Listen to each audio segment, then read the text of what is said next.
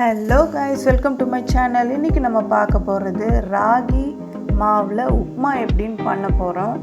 So வாங்க பார்க்கலாம். அதுக்கு தேவையான இன்க்ரீடியன்ட்ஸ்: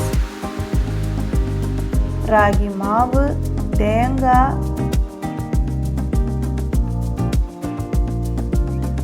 வேர்க்கடலை, முந்திரி பருப்பு, மஞ்சள் பொடி, பெருங்காயம், வெங்காயம் 1 எடுத்திருக்கேன், 3 பச்சை மிளகா, கருவேப்பிலை, கொத்தமல்லி, இஞ்சி, தாளிக்கிறதுக்கு கடுகு, சீரகம், உளுத்தம்பருப்பு, கடலைப்பருப்பு.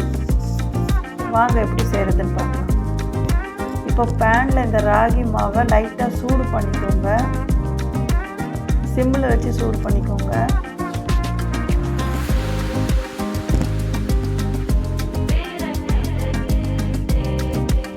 அடுப்பை ஆஃப் பண்ணிவிட்டு இந்த மாவு ஆறுனதுக்கப்புறமா கொஞ்சம் உப்பு போட்டு தண்ணி விட்டு மிக்ஸ் பண்ணிக்கோங்க. கட்டி இல்லாமல், கட்டி இருந்ததுன்னா உடச்சி விட்டுக்கோங்க. ஏன்னா இது அவிக்க போகிறோம் இல்லையா. ஒரு இட்லி பேனில் அவிச்சுக்கோங்க. இப்போ நம்ம தாளிக்கணும். ஒரு கடாயில் எண்ணெய் 1 கரண்டி விட்டு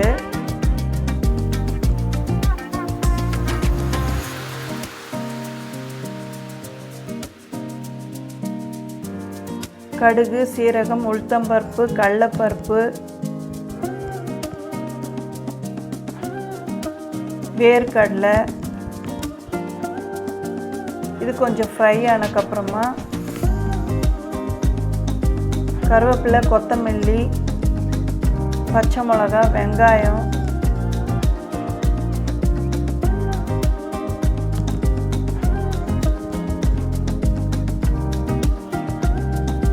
மஞ்சள் பொடி,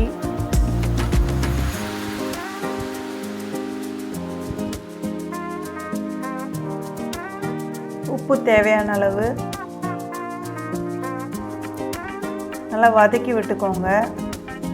இஞ்சி,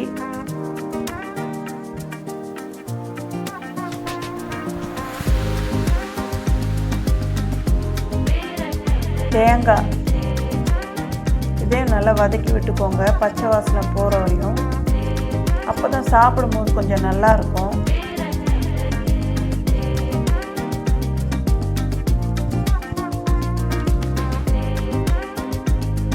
இப்போ அந்த மாவு வெந்துடுச்சு இல்லையா, ராகி மாவு, அதை எடுத்து கொட்டிட்டு கலந்து விட்டுக்கணும்.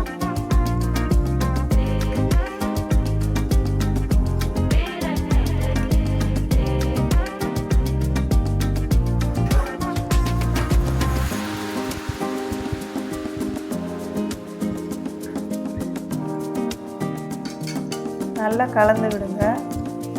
உப்பெல்லாம் செக் பண்ணிக்கணும். கொஞ்சம் நெய் வேணும்னா போட்டுக்கலாம். நல்லா கலந்து விடுங்க. அவ்வளோதாங்க, ரெடி ஆயிடுச்சு. செஞ்சு பாருங்கள். எப்படி இருக்குன்னு கமெண்ட்ஸில் சொல்லுங்கள். அவ்வளோதாங்க.